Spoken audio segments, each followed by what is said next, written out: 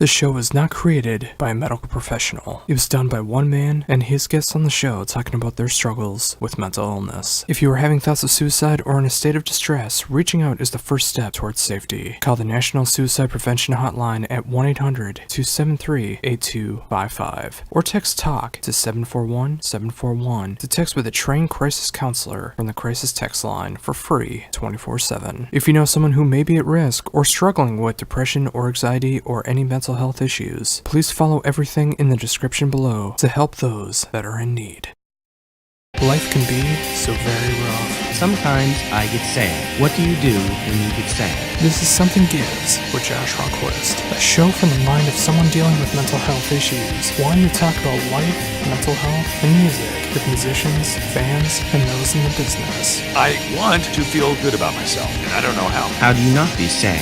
I'm here to spread the word, to talk about our struggles, and what we can do to get better. I'm responsible for my own happiness. I can't even be responsible for my own breakfast. While this show cannot cure any mental health issues, sometimes the mind just needs to not feel alone. There's a lesson here for all of us. So let's begin the show.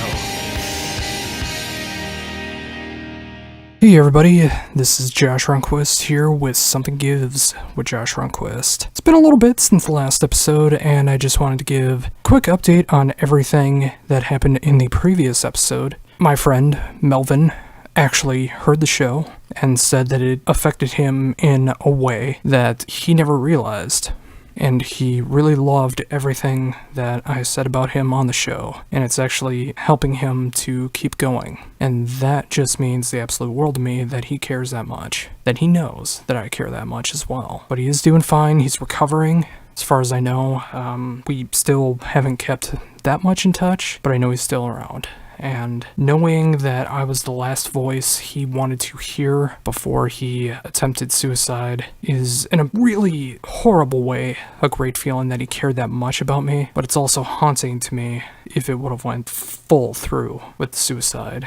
And if nothing else, I'm just so grateful that I have been able to help him after all this happened. And stuff that I'm really not going to get into because I have another topic I want to cover on the show this week. I have had a couple friends, both new and old, that have reached out to me with their mental health issues.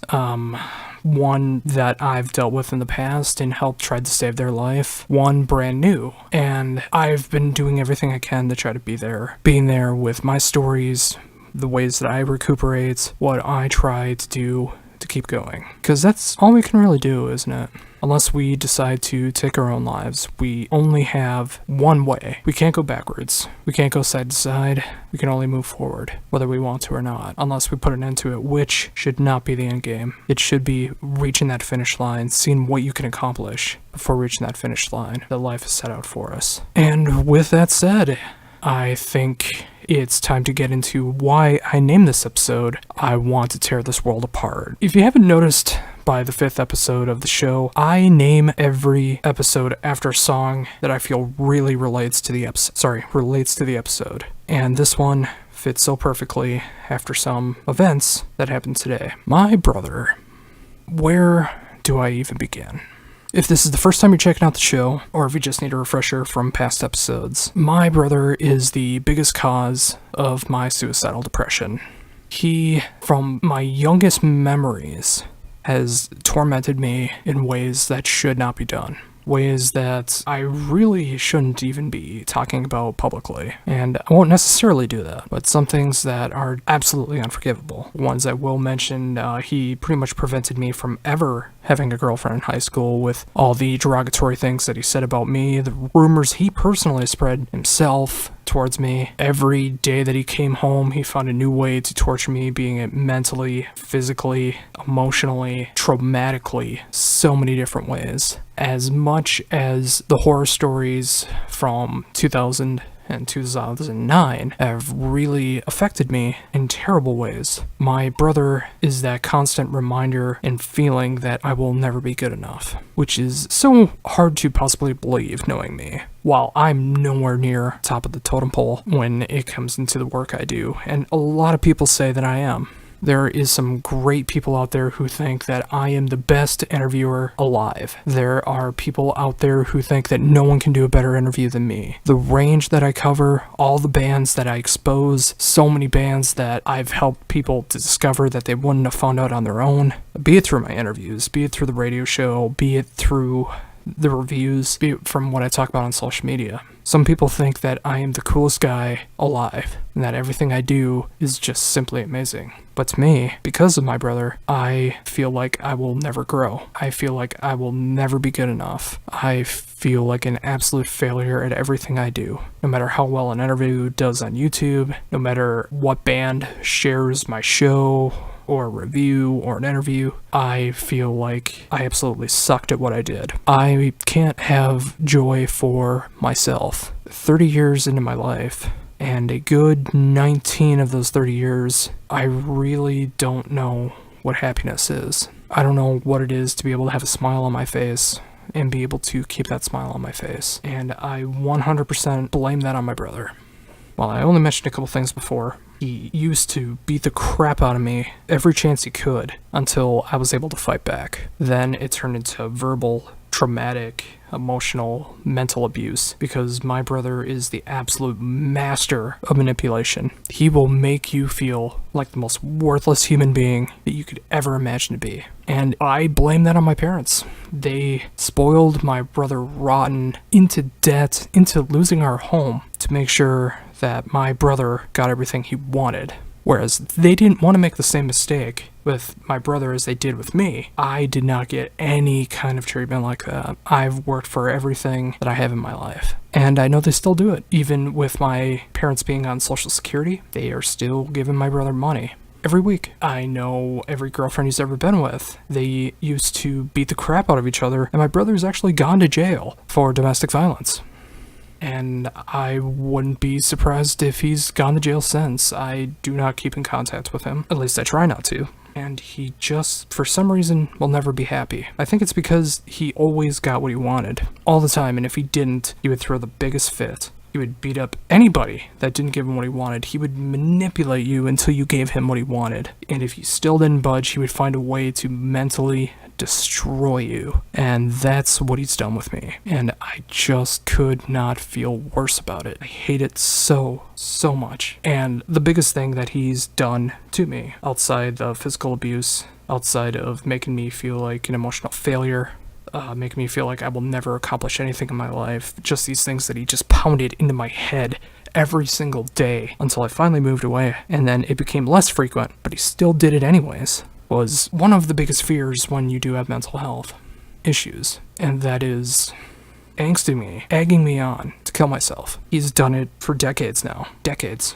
Even since I was a little kid, and I'm just remembering these things now, which, at least so far in my life, I remember way too much in my life. I remember too many things, I remember too many things verbatim. Some of the most meaningless moments in my life. Some of the most tragic moments, some happy moments, of course, but everything is stuck in my head, like an idiot's bond. But I just remember all of these tragic things happening to me. And even before my mental health stuff started, my brother always found it funny if I was to die. He wanted to try to find ways to get me to kill myself because he thought it would be funny. Then once the family imploded, he started going in, doing a lot of bad things. He started smoking and drinking, and getting into physical relationships. And I don't mean love and sex and stuff like that. Well, of course, that was there. I meant that he and whatever girlfriend he was with at the time, because he has a type, used to beat the crap out of each other constantly. And I really think that's his thing. I really think he likes having a woman in his life that can beat the crap out of him. But he also wants to have someone in his life that he can destroy for all of his problems. And I know whenever he's doing bad, whenever he hears that I'm doing something good with my life, whenever he hears about me online, he calls me anonymously, restricted number, so I can't call him back, through several different phones. My parents' phones, his girlfriend's phones, his friends' phones, hospital phones. He calls me, and whenever I do answer the phone, I don't know necessarily who it is. It could be a PR that I'm working with. It could be an interview. It could be so many different things that I do pick up the phone because I use the same number for my personal number as I do my work number, which after today may change. But regardless, he calls and he brings up the worst memories I've ever had. Things that are not true, but he believes it so much and he pounds it into my head that they're real, that I start to believe it myself, even though after the call, I know it's not real. And he tries to get me to kill myself because he finds it so funny if I was to die. He's actually said to me on numerous occasions that he would find it funny that when I die after suicide, he would go to my funeral and piss on me just because he would find it funny. He wants to see me die. He feels that I've ruined his life somehow. And it's funny because it brings up one of the saddest moments in arguably my favorite show of all time now, BoJack Horseman, where little BoJack Horseman, like 9 years old, he goes into his mom's purse and steals a cigarette, and his mom catches him and makes him smoke the cigarette and smoke the rest of the cigarettes. And BoJack says a line of, "Are you punishing me for smoking or for stealing?" And his mom says, "I'm punishing you for being alive." And I feel that's how my brother sees me. He's trying to punish me for being alive. He will say things that just hurt me so bad. My looks, my emotions, things of the past, things that happened to me in the past, things that I want to accomplish, lies, so many lies. So many things that he's trying to pound into my brain because he wants to hear me kill myself, or at the very least, hear that I did kill myself. That is his end game. He wants me dead, and I can't even fathom it. Now, if you've made it this far and you haven't asked the question, well, why don't you hang up? Why don't you change your number? Why don't you do this? Why don't you do that? First of all, you're not wrong for thinking that. Not wrong in the slightest. I've tried all of those except changing the number, which I'll get to last. But one of the reasons I don't hang up on him is I want to defend myself, which I feel like I need to. My brother continues to spread lies about me to local friends and family. He wouldn't dare do it online. He wouldn't dare do it into the public eye because he knows he'd get destroyed by everyone that does care about me and can see through his lies. But he knows how to get to me. He knows the words that trigger all the terrible stuff in my mind, and that's when he can control me and just hurt me in ways I didn't know was possible. I've tried talking to my parents about it for so long, and I just constantly hear things like, "Well, that's just your brother," or "I don't know why you two can't get along," or "Just ignore it." When you have mental health issues, it's not as simple as that. It's not. That stuff weighs on you whether you want it to or you don't. There are things that can just burrow in your mind and destroy you. No matter what you do, no matter what you say, no matter what pills you take, no matter what therapy you see, there are things that can just destroy you. And it's hard for me to even go out and talk about this stuff, but I feel like this is just a good forum to be able to explain what a terrible, horrible human being he is. And it's funny, so often I still want to try to make things work with him. There's many times where he's even called me and said, "Hey, let's go get something to eat together. I'm in town. Let's go get something to eat." And I'm thinking, hey, maybe he changed a new leaf. Now, keep this in mind, this is years ago. All of this stuff is before 2019. I'll explain what happened today near the end. Anyways, back on track. Yeah, let's get something to eat. Then, turns out I end up paying, and he just wants to complain about his girlfriend at the time. He just wanted somebody to vent to, which I'm used to it. I am that guy that people go to vent. It's rough on me because I feel like no matter who I talk to, I feel like I can't do that in return. And for so often in my life, it feels like because I am such a supportive person, that is what I get used for. They want to be able to vent to somebody who's not going to judge them, looking for advice, or not even sometimes looking for advice. They just want to get things out to somebody that'll listen. And so often I think I make connection with people, especially in the past. Especially when I got out of high school, I had women who would do this to me, where they found me to be such a nice, sweet, caring guy, and they wanted to talk about their problems. Sometimes it was mental health related. Sometimes it just had to do with work struggles, friends, family. But then it came out to be they were having problems because a guy they liked didn't like them back. And they wanted the fat friend to be able to support them and say, hey, you're beautiful. You're a good person. You're going to be able to find that right guy someday. And that's all they wanted me for. And it took me so many years of that happening to me before I realized that. Because none of those women are in my life anymore. Never called them out on it, but as soon as they did find that boyfriend, after they vented to me about how they feel so ugly, how they feel like they'll never find a good guy in their life, how they wish they found someone like me. But not me, of course. I mean, the face, fat, I like metal, I have all my mental health issues. Of course, women are not going to be interested in me. They find that guy, and so often more than not, it was their ex. And even when it wasn't their ex, it was a different guy that was the same kind of guy. But because I am still that nice, sweet, caring person, no matter who comes up to me, I still want to be supportive. But anyways, getting back to my brother. With that, I want to listen to his problems because, hey, maybe we can find something to bond over. Maybe we can actually start to feel like brothers. I never should have fallen for that stuff because it never worked. There was another time he called me because he bought a PS4, because he found out that I had a PS4, and he wasn't rich enough to be able to afford monthly internet. So he was asking me about how data from your phone might be able to hook up to the PS4, which you can do if it's a hotspot, or if you get your own hotspot, and you can make that work. Especially if you have unlimited, then you're good to go. But the point is, I was helping him with something. So I thought, okay, we're bonding over this. Maybe, just maybe, we can be brothers again. No, not at all. And I remember just like a month or two after that call. And keep in mind, during all this, he still would occasionally call if there was family issues, or he just needed something to yell at me for, whether I was involved or not. He just needed something to lash out at. And of course, I'm an easy target because I look like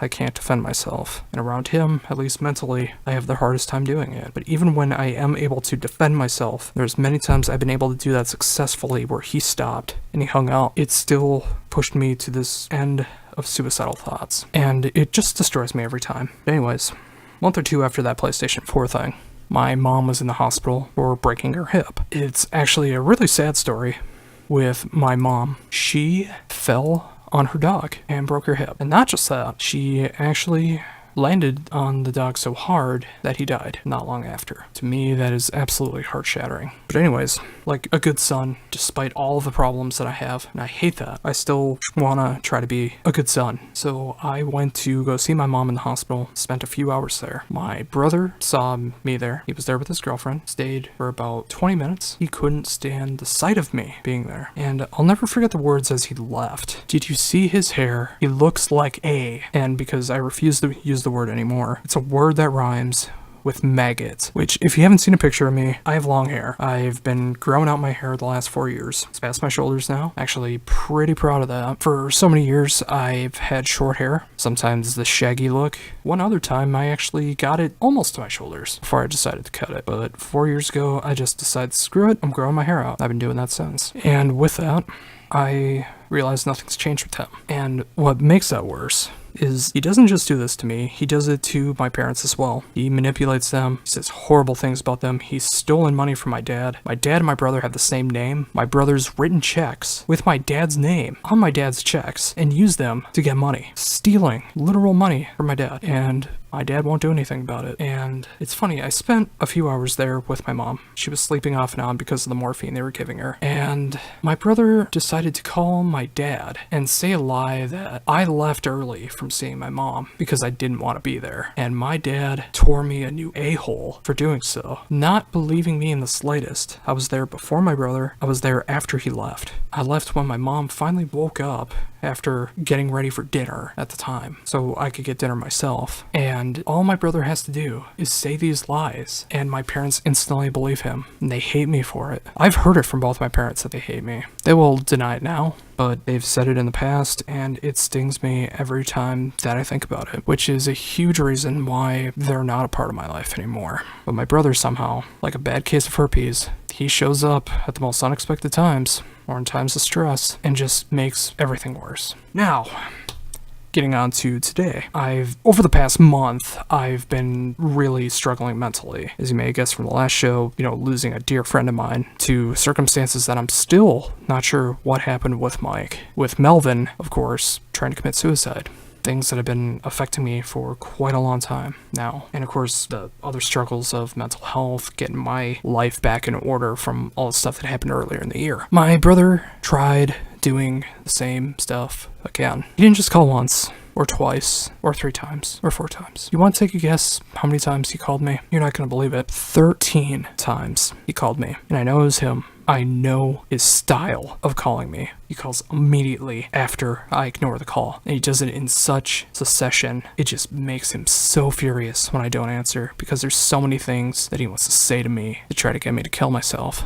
And I didn't answer. Called 13 times in a row. 13 times in a row. I didn't answer once, which is the right thing to do, because I know if I would have answered, I probably would have tried killing myself today because of the things that he said. He still has that kind of power over me that I've been trying so very, very hard to prevent from happening. And I hope one day that if he does call again, I will have the power to not let it overcome me. But I've also gotten a new feeling that I haven't felt when all of this has happened. As you may have guessed, there's so much sadness, sorrow, and mourning, suicidal thoughts, anxiety, trauma, so many different things that go on in my mind when all this happens. But I felt something today that I've never felt before during this. And you guess what that emotion is? It was rage. It was anger. It was this mentality that I've never felt before, where I wanted to destroy everything in my path. I wanted to destroy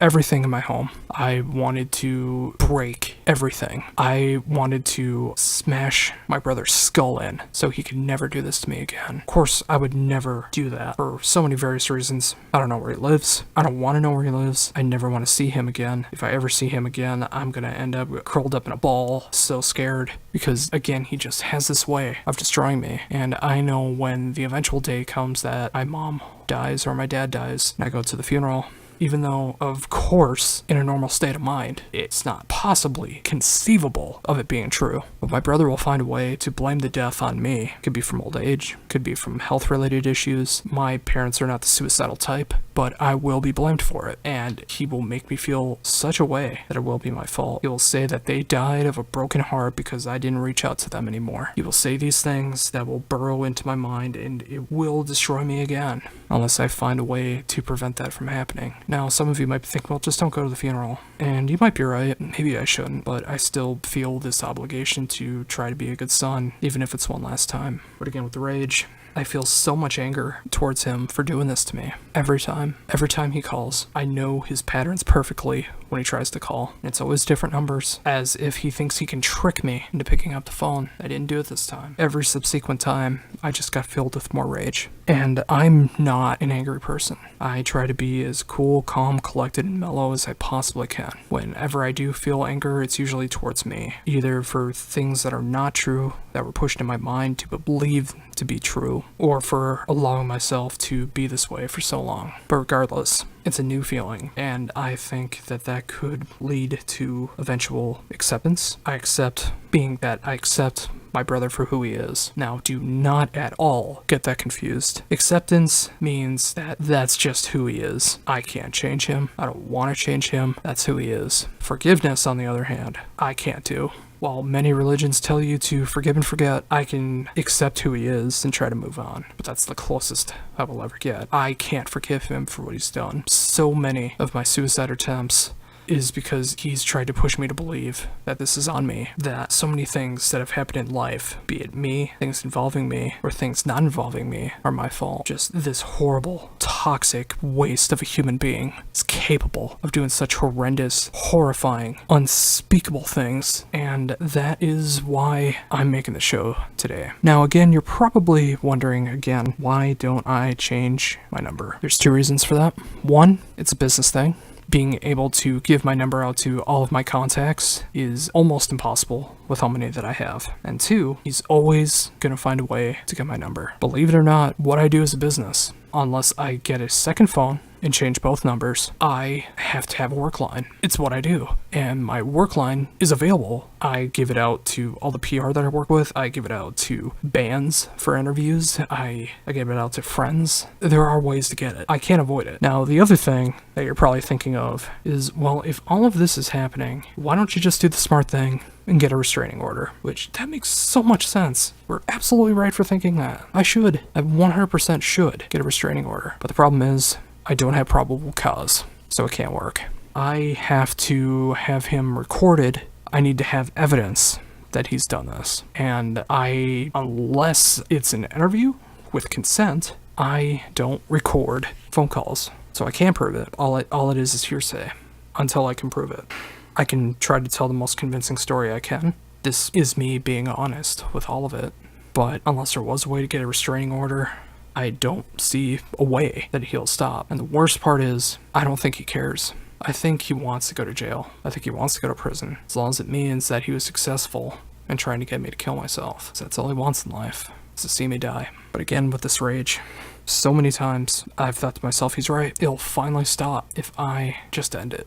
But an epiphany came today. After all the rage, the frustration, the anger, the fury that was going through me, I hit an epiphany. I'm not going to kill myself. Because this is the only revenge that I can get on him. What revenge you talk about? You're not doing anything to him. You're not making threats towards him. You're not saying you're going to do anything to him. You're not going to do anything to him. But I am hurting him. Au contraire, I am hurting him. But how am I hurting him? I'm staying alive. I'm going to live the best possible life that I can. Everything got renewed in 2019 for me. I'm getting my physical health under control. I just need my mental state to get better, which I am going to continue to fight to make better. And that is the ultimate revenge I can get on my brother. I can't let him win. I cannot let him win one last time while I'm alive. His end game is to see me die.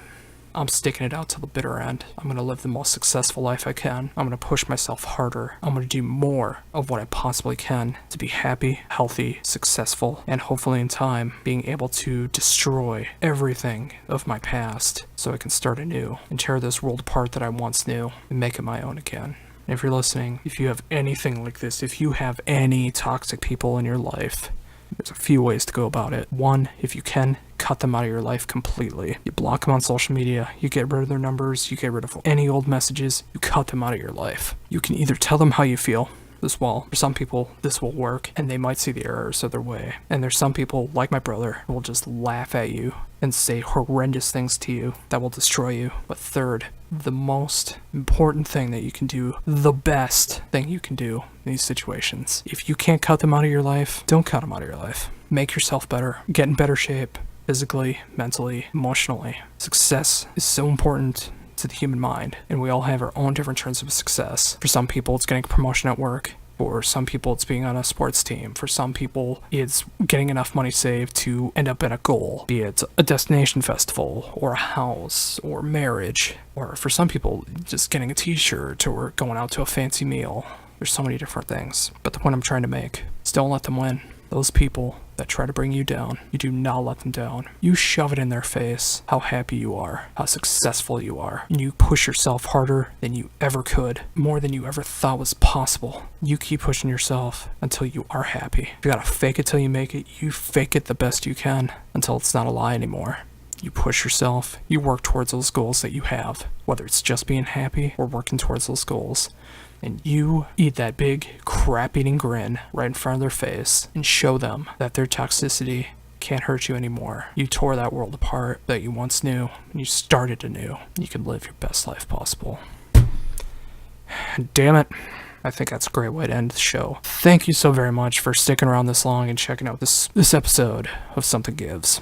Hopefully with the next episode, I'm going to start having guests on the show. I know who my number one guest will be. It'll be an interpromotional thing between That Drummer Guy and Something Gives, because this person in question sent me a promo in advance of one of the most beautiful, positive albums I've ever heard. And I want to get him on for both shows. Talk about mental health, and of course talking about his music, because they are so interconnected. But of course, check out Something Gives on social media. Check out That Drummer Guy on social media. ThatDrummerGuy.com for all of your drummer guy needs. And until next time, it's That Drummer Guy saying, see ya.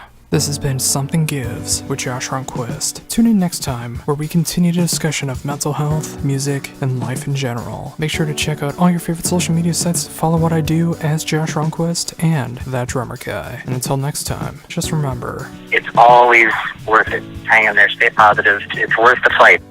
This show was not created by a medical professional. It was done by one man and his guests on the show talking about their struggles with mental illness. If you are having thoughts of suicide or in a state of distress, reaching out is the first step towards safety. Call the National Suicide Prevention Hotline at 1-800-273-8255 or text TALK to 741-741 to text with a trained crisis counselor from the crisis text line for free 24/7. If you know someone who may be at risk or struggling with depression or anxiety or any mental health issues, please follow everything in the description below to help those that are in need.